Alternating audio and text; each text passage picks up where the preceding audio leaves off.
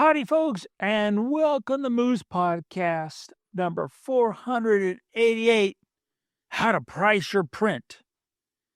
How you folks doing? It's just been another grand week. Nice and warm. Could have been out there in my swimsuit. Crazy weather. But, hey, we're supposedly going to have something today.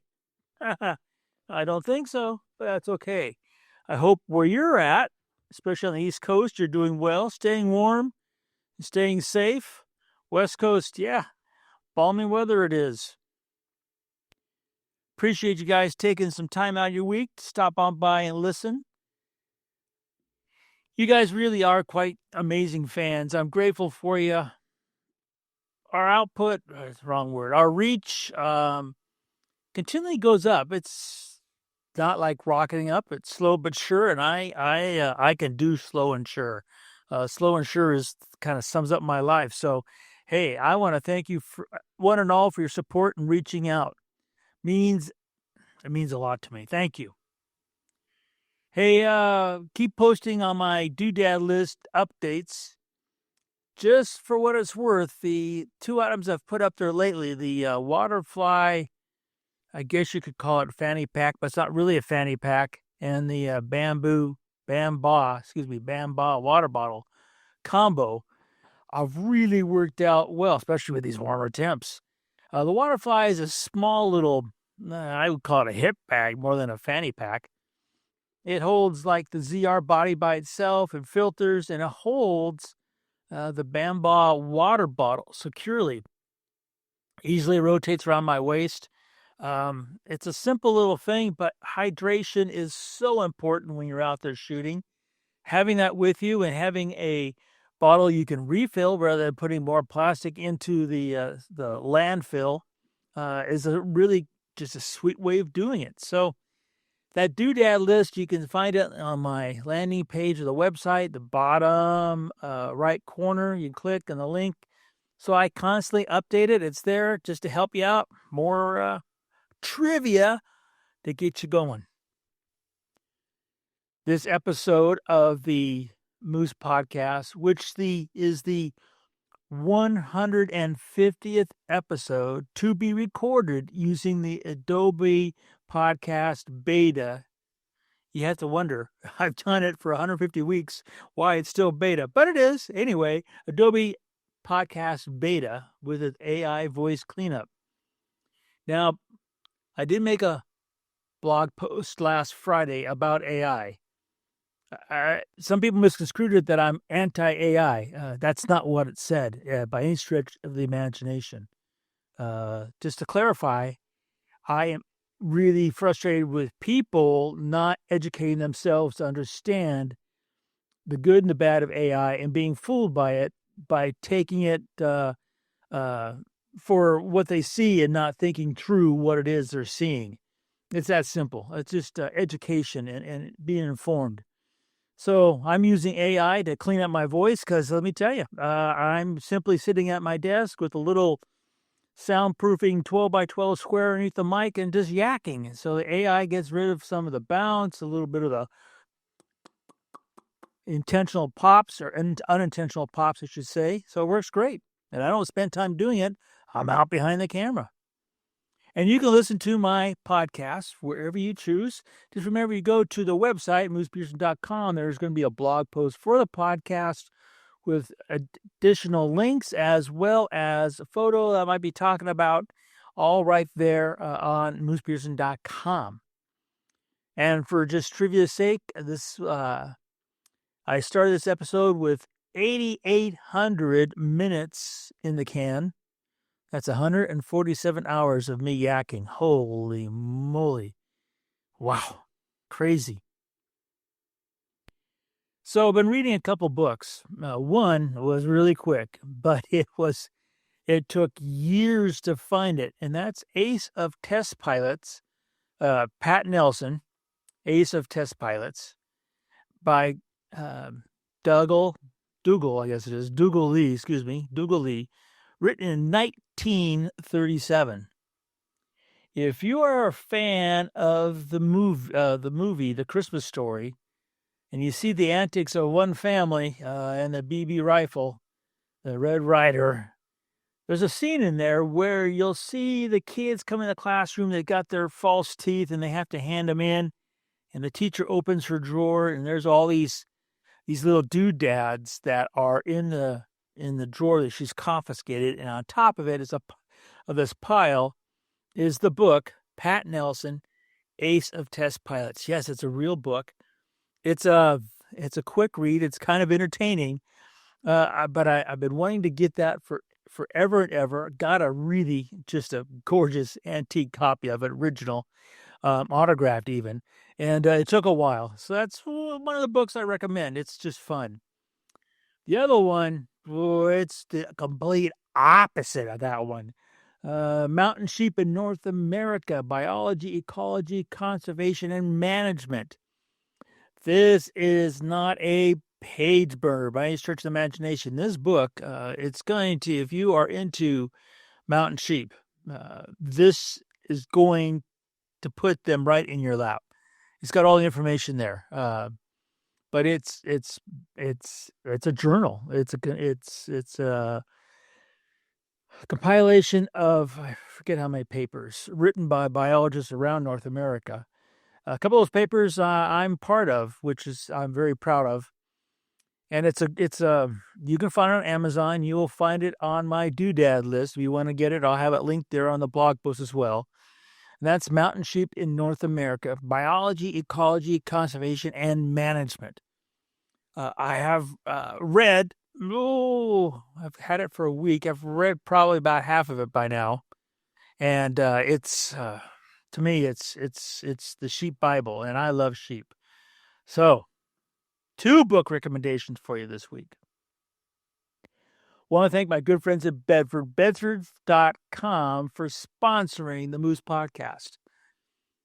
Now, they have a lot of, for lack of better terms, I call them pop-up sales that, be honest with you, they come so quickly and they go so quickly that I can't actually talk about them on the website because they've come and gone.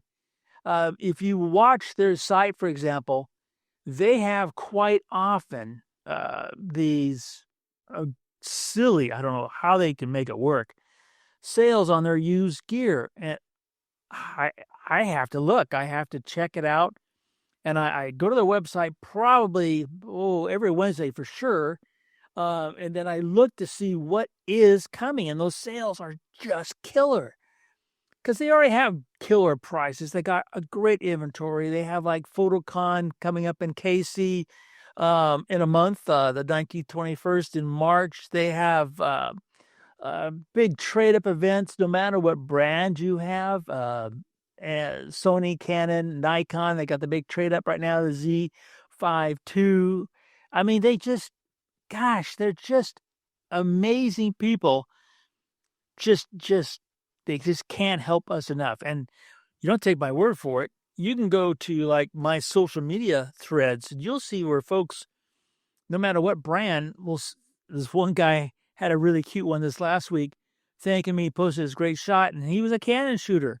And he thanked Bedfords and me for the Moose discount. So, it's Bedfords. These guys rock. So give them a call. Check it out. Go to the store, bedfords.com. How do you price your print? Now, basic business terms, you need to put all your costs into the production of that print. And for prints, typically the markup is 250%, and boom, there's the price of that print. Now, if you were to do only one print, it could be really expensive. If you do 10, it's a little less. But I don't know how, when I go to these art shows every so often, I see these bins, and photographers have 8x10 prints with a mat in a bin for $25. They're actually making money. So that makes me wonder, how many photographers actually are trying to make money? And that money they're trying to make, is it A, just for the sake of making money, or B, to actually make it a business, and C, make it a living? If you do that, then that price continually goes up. And here's the thing that I have learned over all these years. It's really easy to lower a price. It's darn near impossible to raise a price. So, for example, some sweet person calls up and says, I want to buy a print. And you say, okay, $100. And they say, that's great. I want 3. Oh, okay, volume discount. They're happy. The next person calls up, says, I want a print. And you say, $300. Well, I just talked to my friend who said there's 100 apiece. Oh, I've raised my prices since then. Click. It's just this, once you have that price and it's kind of low, raising it's near impossible. The next thing is, and this is just the way of the world, that's all there is to it. People put value on the price. And you'd be surprised that sometimes free truly has no value, and sometimes free is priceless. So in all that, how do you price your print? It really, it's hard to do in the short run. In the long run, it's very simple. I have a good friend, worked with him in the field for a long time. One of my all-time favorite biologists to work with on a variety of projects. Stayed at my house, go fly fishing. We're still very much good friends and stay in touch. So he just wrote me lately, and I'll be honest, the incident that he relayed to me, I didn't remember. I didn't remember till I saw visuals. But his father-in-law from Ireland came over, and a real Western, U.S. Western movie buff. So we went down to the Alabama hills. It's at the lower end of the Eastern Sierras. It's where a lot of the Westerns were filmed back in the 40s and 50s. Even the opening scene for Iron Man, when he blows up all those things, that was the Alabama hills. So his dad just loved it. And this is the part I remember that trip, but I gave him 2 prints. This is what I forgot, of the Alabama hills. One was a pano, a 3-image pano, and one was just a kind of a gorgeous shot of Gunga, where Gunga Din was filmed. And my friend told me that I did this back in 2005. 25 years ago, or 20 years ago, 21 years ago. So totally slipped my mind. Anyway, his father passed away in 2010, his father-in-law. And those prints are over there, and the whole family in Ireland, it meant a whole lot to them. And now, as everybody gets older, there's these 2 prints, which my friend framed and had on the wall for his father-in-law. And the prints have now come back to the United States. My friend just received them, which is why he sent me the email. And then he's giving them, one of each of them, to his sons. So their grandsons are going to get grandfather's moose prints of the Alabama hills with this story and legacy. The prints were free. The value, priceless. So I want to encourage you, as you think about how you price your prints, the true value, the monetary value. I'll be honest with you. Probably 90% of people I see selling prints have got it all screwed up, point blank. I don't understand the logic. Either give them away for free or get the value.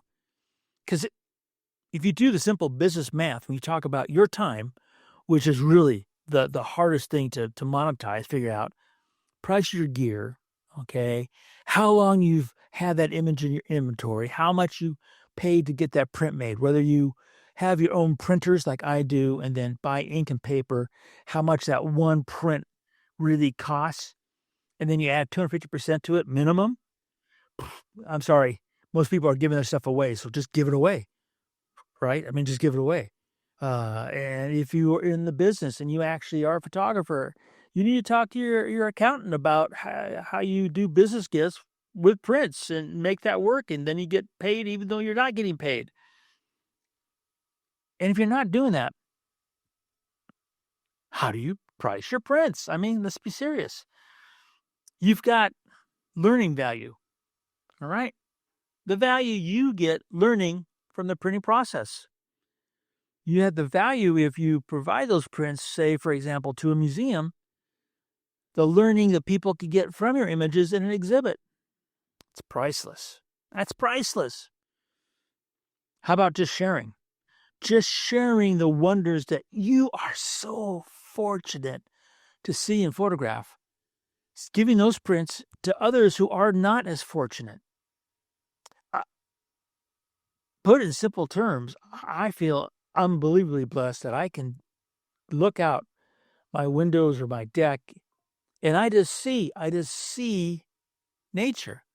There's a lot of people who see just homes or buildings and civilization.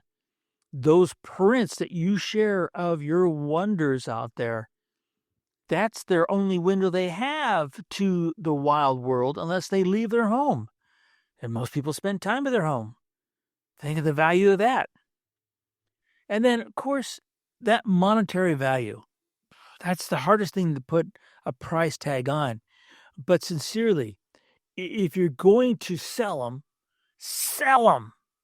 If you want to make money, whether to monetize your purchases or to for whatever reason, make the money.